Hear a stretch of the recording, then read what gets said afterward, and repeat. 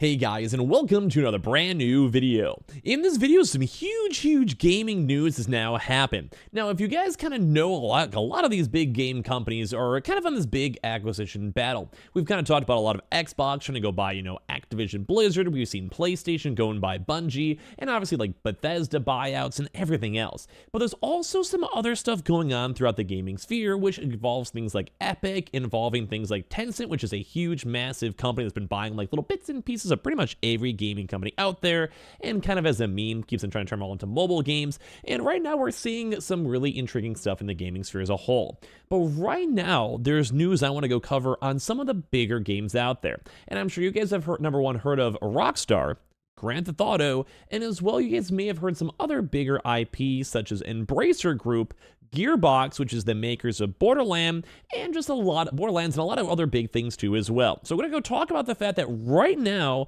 there has been a big news where Embracer Group is now selling Gearbox, so a lot of the subsidiaries and kind of big games such as Borderlands, to right now, no meme, Take-Two Interactive, which if you guys don't know, is the owner of a lot of really big IPs, Rockstar included. And this is some big news, big switch-ups in the gaming sphere, and at the same time, I would love to see PlayStation or Xbox kind of making a move on this. I also want to make a little separate mini rant video on that at some point, but right now there's a lot of big news. So make sure you guys are subscribed with the notifications on, and give me your thoughts and comments on all this, because I kind of think this is actually some pretty good news at the end of the day. And of course, let's go dive on into it. So if you guys don't know, Embracer Group has been a very intriguing company. It was a very big publisher, which owned a lot of very intriguing IPs. But for whatever reason, they've just been kind of splitting up everything other company. Now, we kind of know the reason. There's meant to be like a $1.2 billion like Saudi investment, which is its own completely different drama, but they were meant to get like a really big investment from an outside source. It actually fell through, and a lot of these games were just not making money. They've been shutting down studios, selling studios, as evident of them trying to go and sell Gearbox, and this is where things get a little bit intriguing on the gaming sphere, because it's a big company with a lot of big games, and obviously you want to find a perfect home for all of them. And the perfect home over here actually came to Take-Two Interactive. Now, if you guys don't know, for whatever reason, Take-Two is basically like Take-Two Interactive, American's video game holding company based on New York City, founded by Ryan Branton in 1993. The company owns, you guys probably know these, two major publishing labels, Rockstar Games, which Grand Theft Auto, Bully, LA Noire, all of those, and 2K, which is very big in the, gaming sphere. Also a few other various things such as, say, Zynga, which is a lot more on the mobile-based side, and in case you guys are curious on how they even found the money for it, they made $3.5 billion revenue in 2022. This is a huge company. This is a big boy company worth $25 billion. Now, this is not like as big as, let's say, Sony or Microsoft, but in the gaming sphere, this is huge. One of the biggest companies in the entire planet in the gaming side. Tencent's out there, obviously. Activision Blizzard, you guys know, is a $70 billion, $69 billion, but like this is a big boy company. But the bigger thing is they're profitable, they're making money, and they're doing very well. And the same thing too is they also have a lot of other various games out there. But it's worth $25 billion, at least in terms of their stock itself. They have a lot of money on hand, and that's why they got it. Like if you want to look at, say, for Sony, don't forget PlayStation's only a partial of it. We could probably say at the end of the day, it's very similar to PlayStation as a whole. Basically, because I believe PlayStation's around like 1/3 or so of the company. They also have the movies, they have their TVs, cameras, whatever, all music, all that type of stuff. But let's just say it's pretty equivalent to PlayStation as a whole.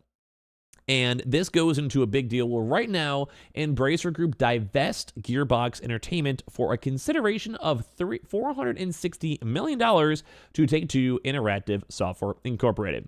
And this will be a little bit of like a PR press thing, but there's a lot of information. I'm going to deep dive into it. So inside information. Embracer Group has today entered into an agreement to divest, so basically just like separate out and sell Gearbox Entertainment for a consideration of $460 million to Take-Two Interactive Software Incorporated. The proceeds from this deal will, upon closing, significantly reduce net debt, earnout obligations, and capex, and Embracer retains select companies, including Gearbox Publishing San Francisco, to be renamed, with the publishing rights to the Remnant franchise, I think Remnant 1 and 2, which actually was a pretty good success, the upcoming Hyper Light Breaker, haven't heard that one too much, and other notable unannounced game releases. So as of right this second, they are still owning some of their games, but they're trying to get rid of Gearbox. And Gearbox also has done other games besides just Borderlands, but overall the IP itself is being sold. Today's announcement marks the result of the final structured divestment process and is an important step in transforming Embracer into the future. With a notably lower net debt and improved free cash flow, through the transaction, we lower business risk and improve profitability. So basically trying to say like we're not making as much money, maybe just costing a lot, kind of how Bungie is with PlayStation. Like that makes sense at the end of the day. Or it's like, hey, just we have to pay salaries. Maybe the games aren't making a lot of money. Maybe it's a little bit risky. We want new IPs, whatever it might be. Now, at the end of the day, I do think Borderlands has done well. We have a Borderlands movie coming out very soon. We also have the Borderlands games, although it's been kind of quiet ever since Tiny Tina's Wonderland. So basically, they're saying they're happy they have reached a solution. They want to go try to sell the stuff, and Take-Two got it. Randy and the team, Randy Pitchfork, have been the great team members throughout the past years, and I would like to thank them all for that. As one of the world's greatest games developers, I am confident that Gearbox will continue to innovate and thrive in their home with Take-Two. Now, if you guys don't know, Take-Two, as I said, kind of has their freedom, and I think this is a huge deal. So, number one, what do you think of like this a game that kind of sets precedence or prints money? Everything under Take-Two. GTA, if they have the money and the financing of $25 billion in their own company itself, like the publishing company, Take-Two, is profitable, that lets them kind of go and take a few more risks on Gearbox games or Borderlands games as well. But it also kind of lets them go and push the envelope a little bit too as well.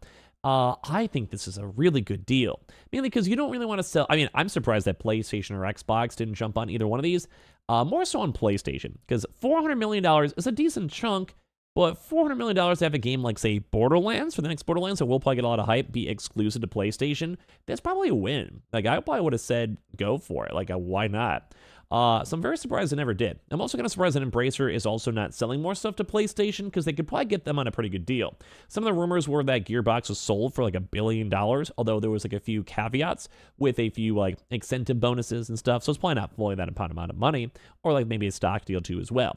But like that's nuts that they haven't done it. So as a significant long-term Embracer Group shareholder, I believe in the strategy for the Embracer Group going forward, and I'm completely convinced that this transaction is the best possible scenario. So basically, they're trying to say, like, we're going to pay down debts because the Embracer company's been falling apart. They can't afford Gearbox.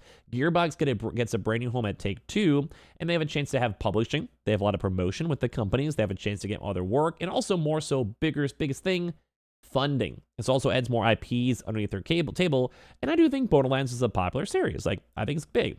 And they're also saying this is probably positive for everyone. They're saying, my primary interest is always Gearbox, especially our talent and our customers. I want to personally assure fans of our games that this arrangement will ensure that the experience we have in development at Gearbox will be the best they possibly can be, from the CEO, Randy Pitchfork. So basically, they had to go do a $460 million buy. It's going to be cash and a debt-free basis, so basically just giving them pure cash, as is. There may be a few adjustments over time. It'll be closed at 100% in newly issued Take-Two shares, interestingly enough.